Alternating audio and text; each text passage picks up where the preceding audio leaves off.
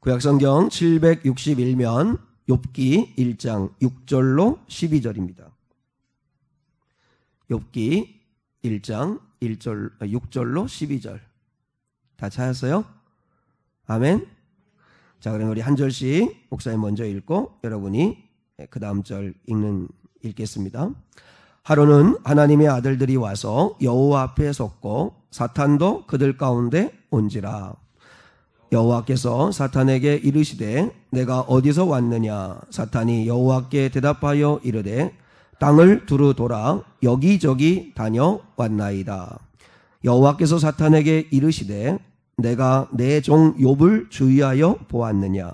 그와 같이 온전하고 정직하여 하나님을 경외하며 악에서 떠난 자는 세상에 없느니라. 사탄이 여호와께 대답하여 이르되 욥이 어찌 까닭없이 하나님을 경외하리이까. 주께서 그와 그의 집과 그의 모든 소유를 울타리로 두르심 때문이 아니니까. 주께서 그의 손으로 하는 바를 복되게 하사 그의 소유물이 땅에 넘치게 하셨음이니이다. 이제 주의 손을 펴서 그의 모든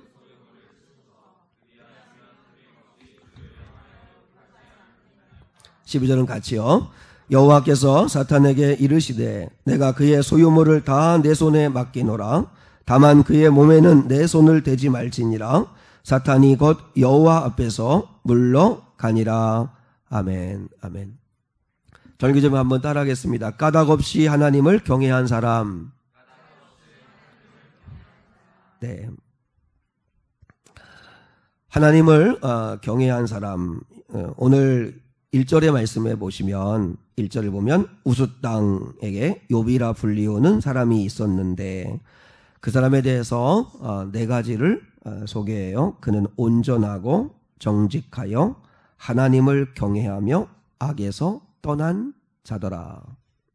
그러니까 네 가지를 이야기하는데 그 가운데 우리가 주목해야 할 것은 하나님을 경외하며 라고 하는 말씀입니다. 하나님을 경외했다. 성경에 보면 이제 목사님을 봐요. 자, 고개를 들어서 밑에 보지 말고 하나님을 경외한 사람들이 성경에 많이 나와요. 여러분, 하나님이 정말 이렇게 우리 사람들을 통해서 영광 받으실 때가 언제였냐면 우리 사람들이 하나님을 경외할 때였어요.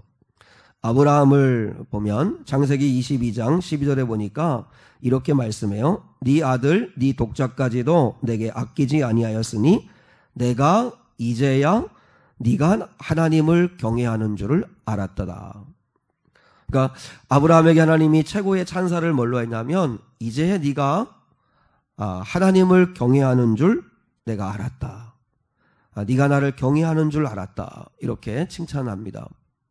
그 다음에 창세기 42장 18절에 보면 요셉은 그 형들을 만났을 때 이렇게 이야기합니다. 나는 하나님을 경외하는 사람입니다. 형들은 두려워하지 마십시오. 이렇게 이야기합니다. 나는 하나님을 경외하는 사람입니다. 이렇게 이야기합니다. 또 출애굽기에 보면 히브리 산파들이 나와요. 모세가 히브리 산파들 때문에 살았잖아요. 원래는 바로 왕이 히브리 산파들에게 남자들 나면 다 죽이라 이렇게 했는데 근데 히브리 산파들이 모세를 살렸어요. 이유는 뭐냐면 출애굽기 1장 21절에 보면 그 산파들은 하나님을 경외하였으므로 이렇게 나옵니다. 하나님을 경외했다 하는 말이 나와요. 경외라고 하는 말이 나옵니다. 이 경외라고 하는 뜻이 뭘까? 두 가지의 뜻이 있습니다. 두 가지의 뜻. 하나는 사랑한다는 뜻이고 하나는 두려워한다는 뜻입니다. 하나님을 경외한다 할 때 경은 사랑을 이야기하는 것이고 외는 두려움을 이야기합니다. 무서움하고는 조금 다른데요. 좀 잘 한번 말씀을 좀 들어보면 좋을 것 같아요. 하나님이 여러분 기뻐하는 사람이 누구냐면 하나님이 축복하는 사람이 누구냐면 하나님이 쓰시는 사람이 누구냐면 하나님을 경외하는 사람이라는 거예요. 경외가 뭐라고요? 하나님을 사랑하는 사람이고 하나님을 두려워할 줄 아는 사람이다 하는 거예요. 사랑한다 하는 게 뭘까요? 자, 사랑한다. 하나님이 우리를 사랑한다. 또 내가 하나님을 사랑한다. 내가 엄마를 사랑한다. 또 내가 내 아내를 사랑한다. 내 남편을 사랑한다 할 때 사랑한다는 건 둘 사이에 어떤 것도 틈이 생기지 않았다는 뜻입니다. 완전한 사랑, 아가페적인 사랑, 하나님의 사랑은 그 둘 사이에, 사랑하는 그 상대의 둘 사이에서 그 어떤 틈도 발견되지 않았다는 뜻입니다. 여러분, 남편하고 아내가 사랑하는데 틈이 생긴다는 건 뭐예요? 그 틈이 생긴다는 건 서로 불신이 생기고 의심이 생기고 그리고 신뢰하지 아니하고 자꾸 다른 사람이 눈에 들어오고 그러면 틈이 생기기 시작하는 거죠. 그러면 죄가 틈타게 된다는 거죠. 여러분, 죄라고 하는 건 뭐냐면, 죄라고 하는 건 하나님과 우리 사이를 틈타고 들어와서 하나님과 우리 사이를 멀어지게 만드는 게 죄예요. 멀어지게 만드는 게. 그러니까 여러분이 하는 일들을 잘 점검해 봐야 돼. 여러분이 하는 일들 가운데 하나님과 내가 멀어진다면, 내가 그래도 교회 다니고 하나님 있는 사람인데 하나님과 나의 사이가 점점점 멀어지는 일들이 자꾸 끼어들면 나는 지금 죄를 짓고 있는 거예요. 여러분, 성경에서 말하는 가장 큰 죄가 뭔지 알아요? 세상에서는 사람 죽이고 사기치고 나라 팔아먹고 반역하고 그게 죄이겠지만 성경에서의 죄는 하나님만 사랑하지 않는 거예요. 하나님을 사랑한다고 하면서도 그 하나님과 나 사이에 많이 끼어 있는 거예요. 돈도 사랑하고 이것저것을 사랑하는 게 많은 거예요. 그럼 하나님은 그게 죄라고 말씀을 하신다는 거예요.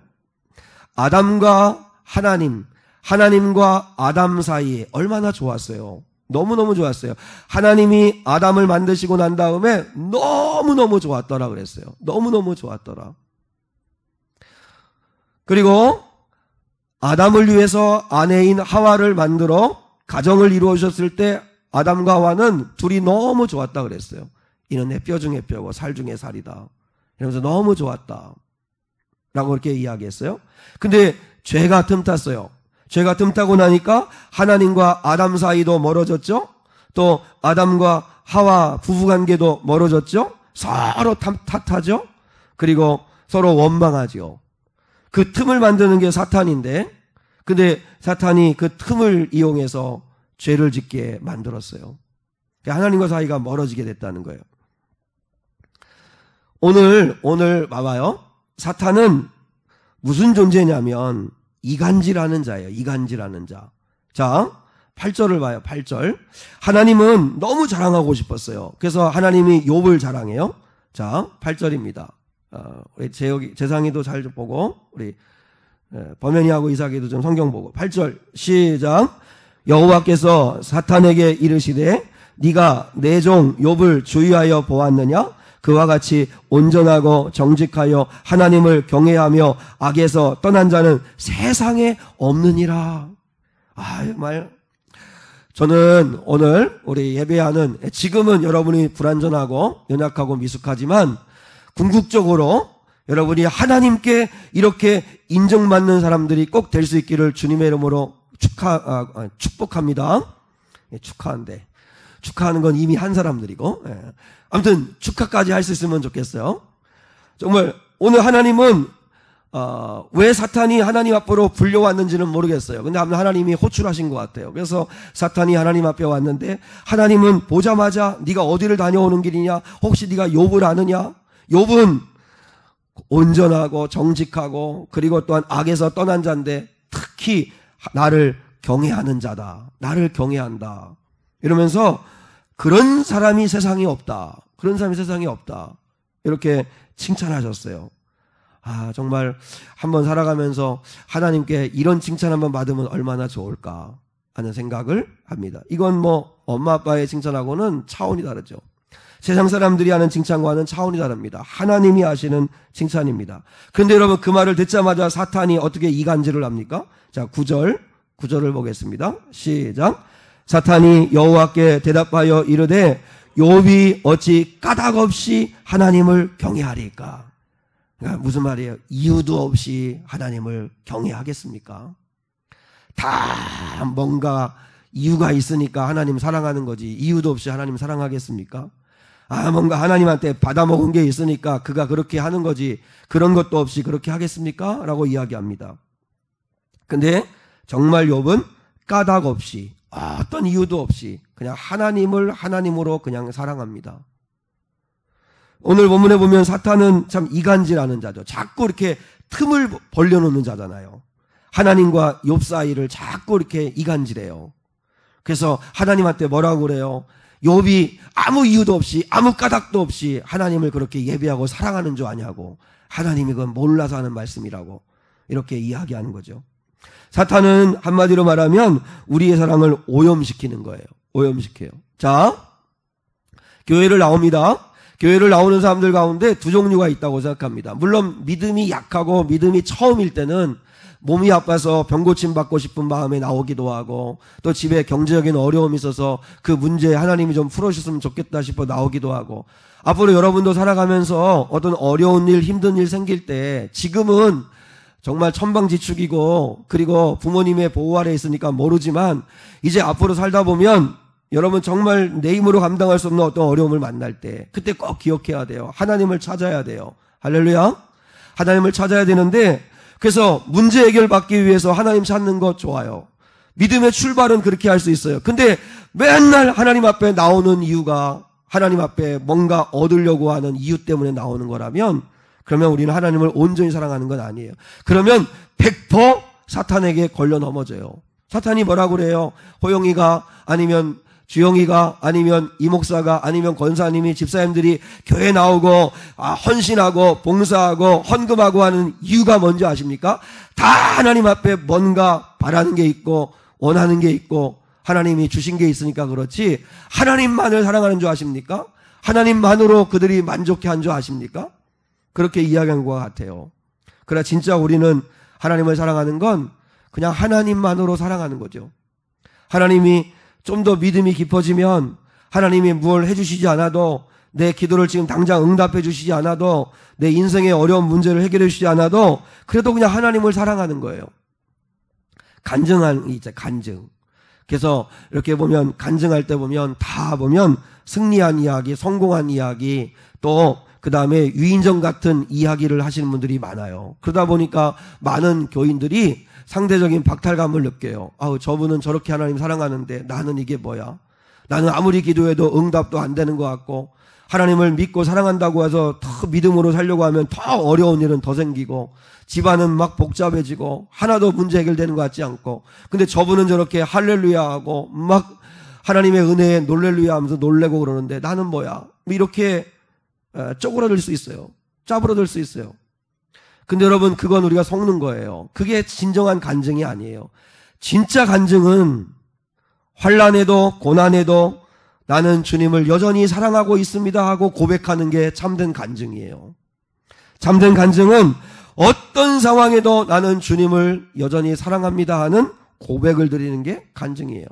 내가 비록 지금 병들고 내가 우리 집에 문제가 많고 내가 대학에 떨어졌고 내 앞길이 보이지 않고 너무 힘들지만 그럼에도 불구하고 일하실 하나님을 나는 믿고 여전히 날 사랑하실 하나님을 믿고 내가 절대 망하지 않을 것을 나는 믿고 여전히 나는 하나님을 사랑합니다 하고 고백하는 게 그게 진짜 간증이에요.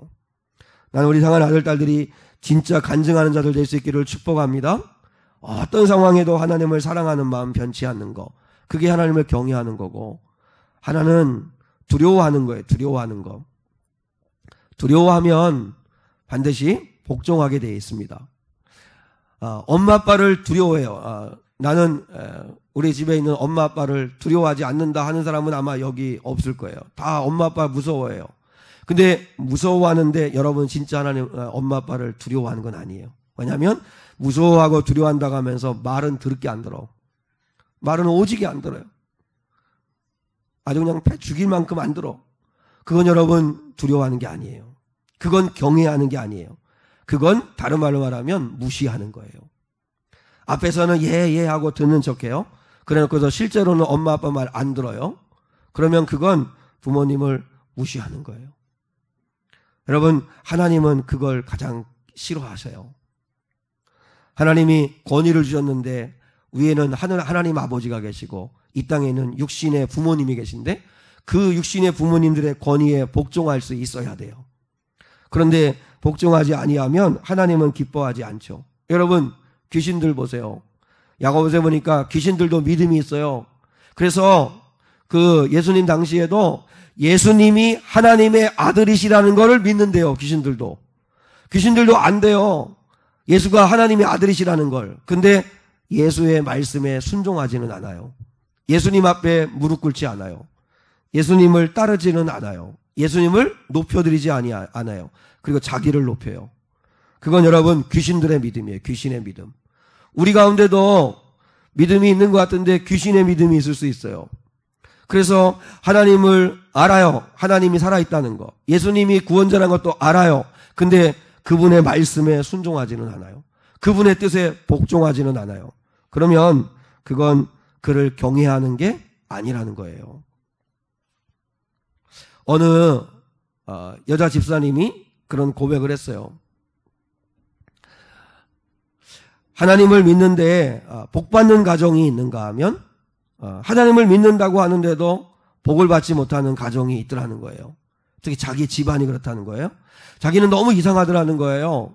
자기 집안은, 자, 현준이하고 주영이 앞에 봐, 앞에.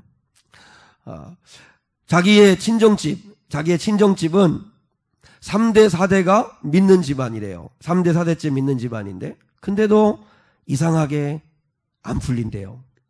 오빠들도 늘 하는 일마다 실패하고, 그리고 또한 힘들어하고, 그게 점점점 문제가 더 꼬이고, 더 어려움이 생기더라는 거예요.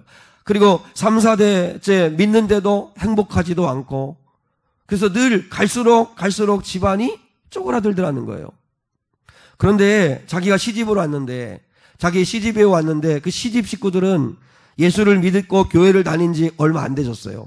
근데 얼마 안 됐는데 갈수록 잘 돼요. 이상하게 잘 되는 것 같아요. 행복하고 또 그리고 안정되고 그리고 뭔가 느낌에 잘 되는 것 같아요. 너무 이상한 거예요. 자기 친정집은 3대 4대째 믿는데도 뭔가 안 되는 것 같고, 우리 시댁은 믿은 지 얼마 안 되는 것 같은데도 잘 풀리는 것 같고, 그래서 목사님에게 찾아갔어요.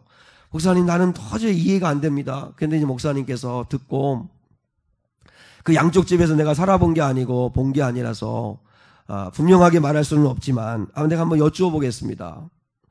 그 자매님, 그 집사님의 그 친정집의 식구들은 모이면 막 감사하고 또 예배하고 기도하고 그렇게 합니까? 아니면 모이면 불평하고 원망하고 짜증내고 그렇게 합니까? 가만히 생각해 보니까 3대 4대째 믿었다고 하는 자기 집 식구들은요, 처가 식구들은 모이면 교회에 대해서 늘 안 좋은 얘기하고, 목사님이 이랬다 저랬다 이야기하고, 요즘 교회가 왜 그 모양인지 모르겠다고 그러고, 이러면서 감사하고 기뻐하는 이야기는 하나도 안 하고 늘 불평하고 원망하고 남 탓하고 하는 이야기들만 하더래요.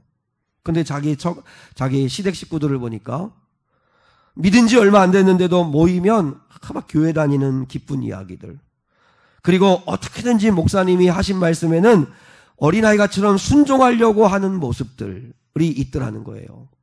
그래서 이 집사님이 그 비밀을 알게 되었대요. 우리 친정 집안은 3대 4대째 믿는다고, 할아버지 할머니 때부터 믿는다고 하지만 하나님을 두려워하지는 않는구나. 그러니까 말 함부로 하고 교회 원망하고 목회자 막 비난하고, 근데 우리 시댁 식구들은 하나님을 두려워하는구나. 하나님이 목사님을 통해서 말씀하시면 순종하려고 하고 교회를 사랑하려고 하고 잘못하지만 잘 섬기려고 하고. 사무엘상 2장 30절에서 이렇게 말씀했어요. 여러분 잘 명심하고 들으면 좋겠어요. 나를 존중히 여기는 자를 내가 존중히 여기고 나를 멸시하는 자를 내가 경멸하리라. 이게 하나님 말씀이에요. 한번 여러분 중요한 말씀이니까 한번 따라해봐요. 나를 존중히 여기는 자를 내가 존중히 여기고 나를 멸시하는 자를 내가 경멸하리라. 하나님이 하신 말씀이에요. 그러니까 하나님은 대우받은 대로 하게 하시겠다. 대우받은 대로. 그럼 우리가 하나님을 어떻게 섬기는가를 한번 점검해 봐야 돼요. 나는 하나님을 경외하는가. 아까 보세요. 욥, 아브라함, 요셉, 그 다음에 야곱, 할 것 없이 정말 하나님을 귀하게 쓰임받은 사람들은 하나같이 하나님을 경외하는 사람들이었어요. 그런데 우리는 과연 하나님을 경외하는 사람들인가? 우리는 하나님을 어떻게 대우해드리고 있는가? 한번 생각해 봐야 돼요. 사무엘상 2장에 보면, 왜 아까 좀 전에 읽은 사무엘상 2장 30절, 네가 나를 존중하면 나도 존중하고 네가 나를 멸시하면 나도 경멸하리라는 이 말씀을 하나님이 누구한테 하신 말씀이냐면 엘리 세상하고 그의 아들 홈리와 비느하스에게 하신 말씀이에요. 그 집안은 제사장 집안이에요. 그런데 홈리와 비느하스의 잘못이 있어요. 이들이 잘못한 게 뭐냐면 예배를 무시한 거였어요. 사무엘상 2장 17절에 보면 이 소년들의 죄가 여호와 앞에 심히 크면 그들이 여호와의 제사를 멸시함이었더라. 자, 저를 보세요.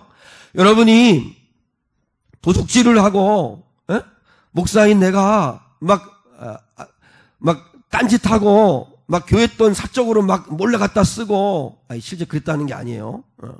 그리고 막 다른 여자들 막 이렇게 막 홀기고 막 이렇게 막 곁눈질하고 막 그렇게 하는 것만 죄가 아니고, 주일날마다 모여서 하나님 앞에 예배하죠. 주일날 오후에도 예배하고 수요일도 예배하고 새벽에도 예배하는데, 그런데 여호와의 제사를 멸시하는 것도 심히 큰 죄라고 하나님이 말씀하셨다는 거예요.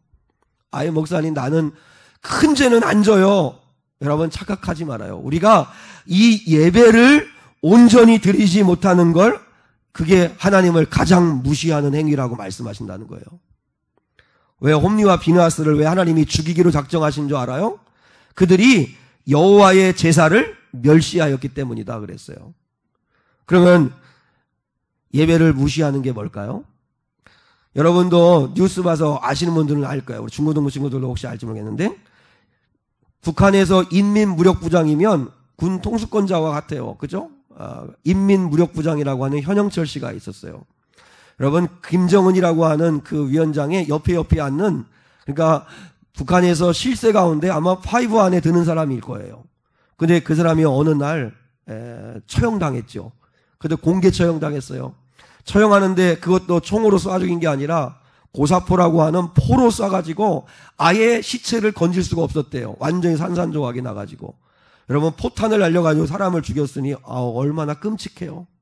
근데 그 현영철이를 죽인 이유가 뭐예요? 물론 속사정은 있을지 모르지만 겉으로 다 소문난 건 뭐냐면, 그 김정은 위원장이 경축 메시지를 할 때 옆에서 졸았다는 거예요. 그게 뭐냐면 최고 지도자에 대한 불경죄라는 거예요. 최고 지도자에 대한 불경죄. 오늘도 죽을 사람 많아요. 물론 하나님이 존다고 우리를 죽이지는 않아요. 그건 아닌데, 여러분 봐봐요. 김정은 최고위원장 인간이에요. 독재자예요. 그런데도 불구하고 독재자에 대한 앞에서 경축 메시지를 전하는데 옆에서 꾸벅꾸벅 졸고 있던 게, 그게 불경죄가 되어가지고 고사포로 그를 그냥 완전히 가루처럼 날려버렸어요. 물론 우리 하나님은 무서운 하나님은 아니에요. 김정은이라고 하는 이 사람은 독재자인 무서운 사람이지만 우리 하나님은 무서운 사람은 아니에요.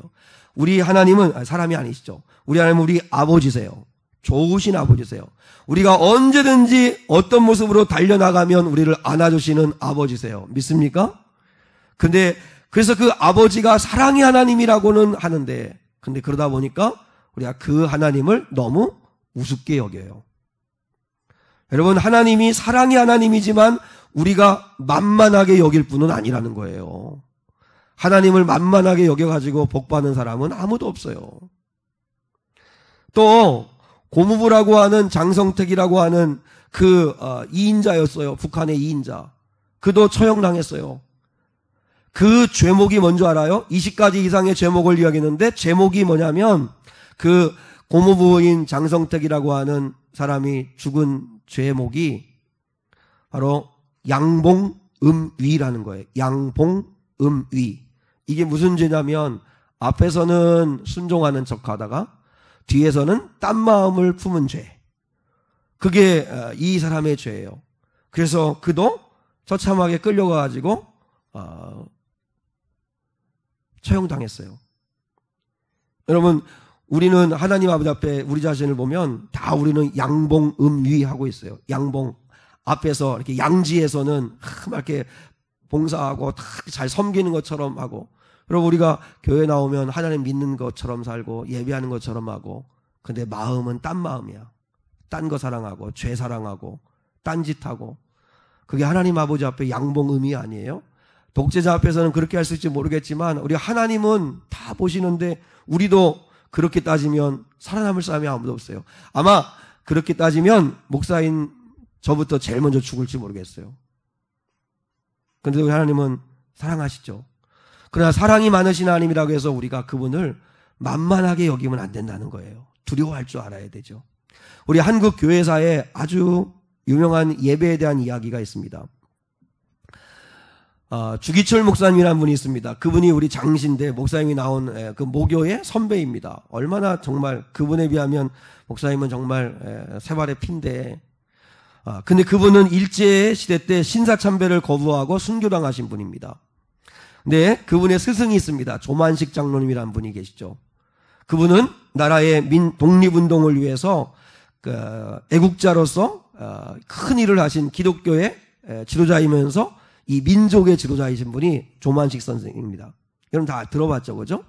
근데 그분들은 다 사제지간입니다. 그러니까 그 조만식 장로님이 오산학교의 선생님일 때, 교장선생님일 때 이 주기철 목사님은 아주 어린 학생이었었는데, 그런데 한 번은 이 주기철 목사님이 이제 커가지고 목사가 되어서 마산에서 목회하는데 이 조만식 장로님이 찾아왔습니다.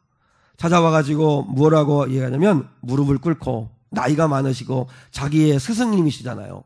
근데 스승인 그 조만식 장로님이 와가지고 무릎을 꿇고 이렇게 얘기합니다. 목사님, 저에게 오셔서 목회해 주십시오.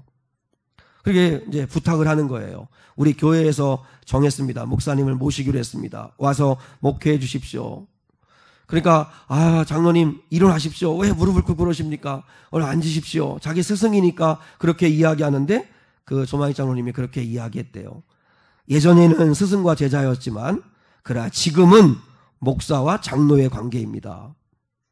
그럴 수 없습니다. 이러면서 무릎을 꿇고 젊은 정말 아들 같은 그 주목사님 앞에서 부탁을 하더라는 거예요. 그거에 감동해서 이 주기철 목사님이 산정연교회로 부임을 하고 가세요.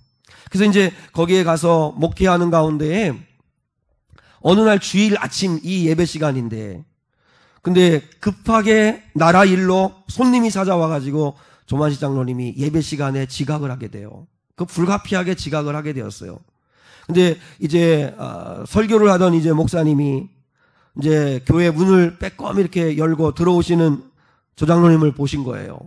그래서 조만식 장로님을 보고 설교하다가 소리를 팍 쳤어요. 그러면 안 되는데 소리를 질렀어요. 뭐라고 했냐면, 장로님, 오늘은 의자에 앉지 마시고 서서 예배를 드리십시오. 그렇게 얘기한 거예요. 삽시간에 그 교회 예배당에 있는 모든 교인들이 그냥 찬물을 끼얹은 것처럼 조용해졌어요.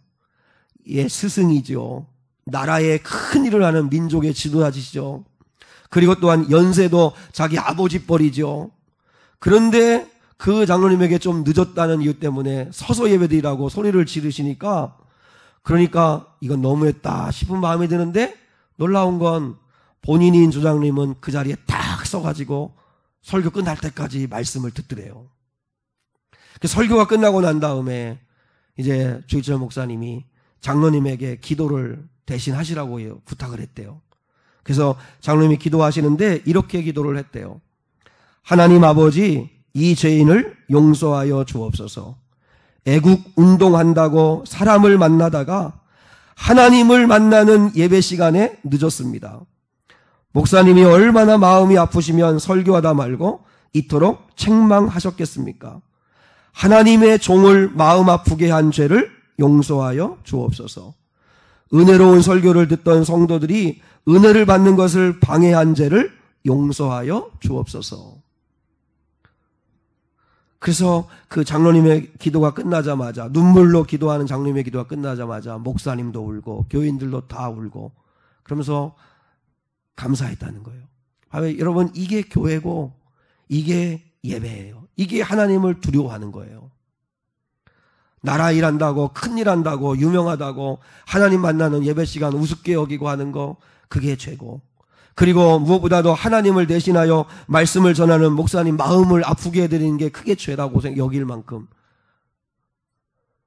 그렇게 겸손한, 제자도 제자지만, 나는 목사님은 정말 설교 아무리 하고 예배도 난 지금 이렇게 교회에 이렇게 문 열고 들어와도 난 소리는 못 지를 것 같아요. 네?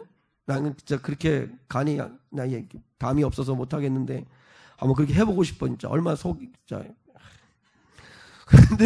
근데 더 위대한 건 이 장로님이, 그 아버지 같은 장로님, 그 훌륭하신 장로님이 그대로 순종해. 왜 그럴까요? 목사님이 무서워서요? 하나님이 두려워서 그래요. 하나님이 두려워서. 이게 하나님을 경외하는 거예요. 여러분, 이런 사람에게 하나님이 은혜를 주시지 않겠어요? 근데 이 홈리와 비느하스는 예배를 무시했어요. 예배.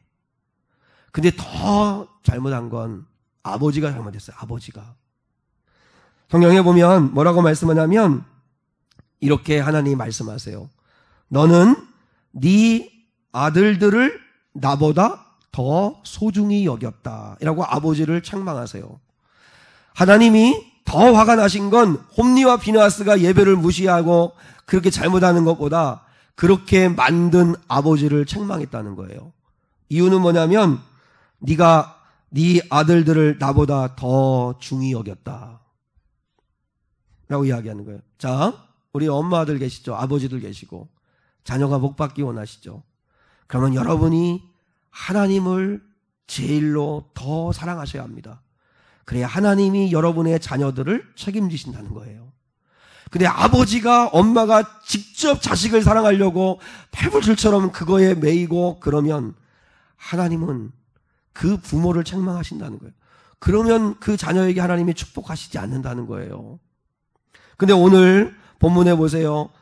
욥은 어떻게 하는지. 자, 우리가 읽지 않았지만 성경을 찾아서 1장 5절을 한번 봐요. 1장 5절. 1장 5절을 한번 보겠습니다. 시작. 그들이 차례대로 잔치를 끝내면 욥이 그들을 불러다가 성결하게 하되 아침에 일어나서 그들의 명수대로 번제를 드렸으니 이는 욥이 말하기를 혹시 내 아들들이 죄를 범하여 마음으로 하나님을 욕되게 하였을까 함이라. 욥의 행위가 항상 이러하였더라. 욥은 그 당시에 재벌입니다. 오늘날 재벌입니다. 돈이 많아요. 그러니까 각 자식들이 다 이제 출가 외인이고 다 재산을 떼어주고 나니까 자식들도 부자예요. 그 다음에 그 자식들이 생일 파티를 하겠다, 친구를 초청해서 놀고 막 그래요. 그럴 때마다 이 욥이 한 게 뭔지 알아요? 자식들을 명수대로 탁 불러가지고 어젯밤에 혹여나 내 자식이 하나님 앞에 경고망동하지는 않았는지, 친구들하고 어울려 막 놀다가 죄짓지는 않았는지, 그게 두려워서 매일마다 자식들을 데려다가 하나님께 번제를 드렸다는 거예요. 예배를 드리면서 돌아보게 했다는 거예요. 이게 하나님을 사랑하는 거예요. 이렇게 하나님을 사랑할 때 하나님은 자녀를 사랑해 주시는 거죠. 여러분, 자녀는요, 부모님의 뒷모습을 보고 배웁니다. 말로 절대 자녀들이 신앙 생기지 않습니다. 부모가 주일 낮 예배밖에 안 드리는데 자식이 여러분 주일 예배, 오후 예배, 수요 예배 드릴 줄 알아요? 그 아이는 주일 낮 예배 한 번 드리는 게 전부인가 보다 이렇게 배웁니다. 부모가 기도하지 않고 밥을 먹으면 그러면 그 아이는 밥상에서 절대 기도하지 않습니다. 부모가 헌금에 인색하면 아이들도 평생 헌금할 줄 모릅니다. 부모님이 집에 들어가서 늘 불평하고 원망하고 짜증내고 막 성질 부리고 작은 일에도 늘 걱정하고 염려하고 이렇게 하는 걸 보여주면 자녀들은 절대 하나님이 있다는 거 모릅니다. 부모가 보여줘야 됩니다. 어려운 일 있을 때도 부모가 의연하게 하나님 의지하는 모습, 기도하는 모습 보여주면 하나님이 있구나. 우리 교회는 안 그렇지만 믿음 있는 부모하고 믿음 없는 부모의 차이가 뭔지 알아요? 어느 교회에서요, 수련회하고 보충 수업하고 아이들이 겹쳤대요. 그때 믿음 있는 부모는 누구한테 전화할까요? 믿음 있는 부모는 수련회하고 학교 보충 수업하고 겹치면 믿음 있는 부모는 학교 선생님한테 전화해요. 그래서 우리 아이가 이 기간 동안은 수련회가 있기 때문에 거기서 보내야 합니다. 그래서 보충 수업에 참여할 수가 없습니다. 죄송합니다. 이게 믿음 있는 부모예요.